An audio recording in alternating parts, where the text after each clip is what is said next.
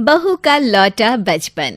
रश्मि की सास उससे बहुत काम कराती थी और वो इस बात से बहुत परेशान हो गई थी। एक दिन सास कहती है, बहू, रसोई का काम खत्म हो जाए तो मेरे कमरे में आ जाना, कमरे की सफाई करनी है। ये कहकर सास वहां से चली जाती है। ये सासू माँ भी ना एक के बाद एक काम देती ही जाती है, जैसे कि मैं कोई बोतल से निकली हुई जिन हूँ। रश्मि अपनी सास के कमरे में जाती है और स्टूल पर चढ़कर अलमारी से सामान निकाल रही होती है। अरे बहू, संभाल कर, मेरा सामान तोड़ मत दियो। वाह, इन्हें अपनी बहू की कोई चिंता नहीं है, सामान की पड़ी है कि वो ना टूट जाए। अब तो इनका सामान तोड़ना ही पड़ेगा। रश्मि सामान हाथ में पकड़ लेती है और नाटक करने लगती है। सास ये देखकर घबरा जाती है। अरे बहू, मेरा सामान बचाकर कहीं गिर न जाए। हाँ हाँ मम्मी जी, नहीं गिराऊंगी आपका सामान। रश्मि का सच में बैलेंस बिगड़ जाता है। अरे, मेरा तो सच में बैलेंस बिगड़ रहा है। रश्मि स्टूल से नीचे गिर जाती है और उसका सर बेड से लग जाता है। रश्मि के सर में दर्द हो रहा होता है। वो बेहोश नहीं हुई होती है, लेकिन वो आंखें मूंद कर पड़ी रहती है। ये देखकर उसकी सास घबरा जाती है।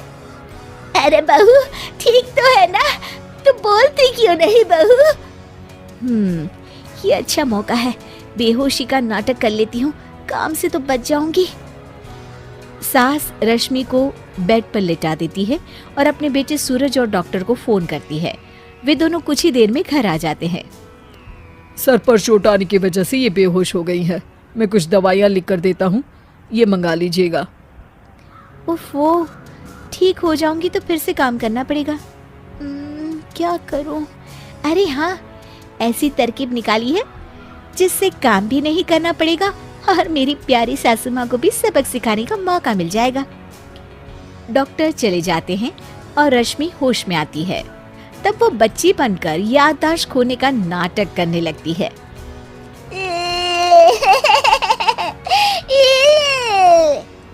अरे बेटा, ये बच्चे के रोने की आवाज कहाँ से आ रही है? हाँ माँ, मैंने भी आवाज सुनी। फिर से रोने की आवाज आती है। अरे, ये तो मेरे कमरे से आ रही है। वो दोनों कमरे में आते हैं तो रश्मि रो रही होती है और बच्चों की तरह हरकतें कर रही होती है। दोनों उसे देखकर हैरान रह जाते हैं। मेरे मम्मी जी पापा कहाँ है? मुझे आइसक्रीम खानी है। अरे सूरज, ये तो बच्चों की तरह बर्ताव कर रही है। हाँ माँ, लगता है चोट लगने से इसके दिमाग पर असर हुआ है। आप लोग कौन है? मुझे मम्मी के पास जाना है। अंकल अंकल, मुझे मम्मी के पास जाना है। अंकल? अरे रश्मि, मैं तुम्हारा पति हूँ, क्या तुम्हें याद नहीं है? पति क्या होता है अंकल? और ये बूढ़ी आंटी कौन है? बूढ़ी आंटी? बूढ़ी किसको बोला? बूढ़ी को बूढ़ी नहीं बोलूंगी तो क्या बोलूंगी? तुझे तो अभी बताती हूँ मैं।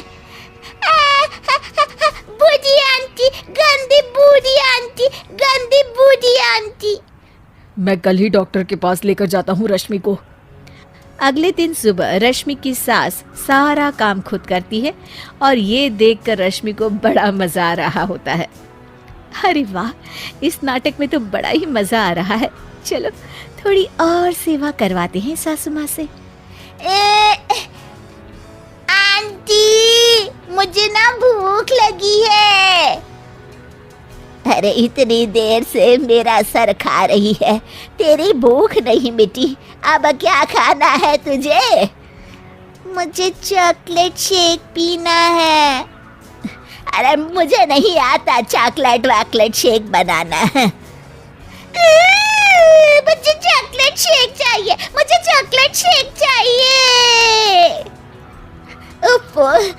अच्छा, मेरी माँ चुप हो जा, लाती हूँ बनाकर चॉकलेट शेक। रश्मि अपनी सास से खूब काम करा रही होती है और अपने नाटक का जमकर फायदा उठा रही होती है।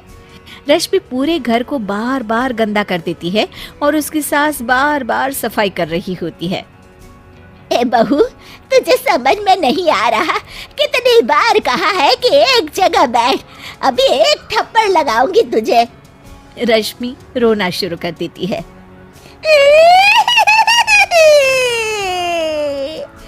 अरे अच्छा बाबा, माफ कर दे, मत रो।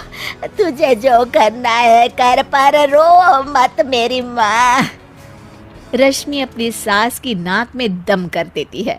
कुछ देर बाद सूरज फिर से डॉक्टर को लेकर आते हैं और डॉक्टर पूरी तरह रश्मि की जांच करता है।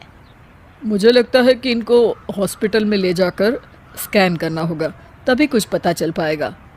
बाप रे, मर गई। ये तो हॉस्पिटल ले जाने की बात करने लगे हैं। नहीं नहीं, मुझे हॉस्पिटल नहीं जाना। नहीं नहीं, मुझे हॉस्पिटल नहीं जाना डॉक्टर अंकल, गंदे अंकल, मुझे नहीं जाना। डॉक्टर तभी एक इंजेक्शन निकालते हैं और रश्मि को लगाने जा रहे होते हैं। नहीं नहीं, मुझे इंजेक्शन मत लगाइए डॉक्टर, मुझे इंजेक्शन से बहुत डर लगता है। मैं तो नाटक कर रही थी, मैं बिल्कुल ठीक हूँ।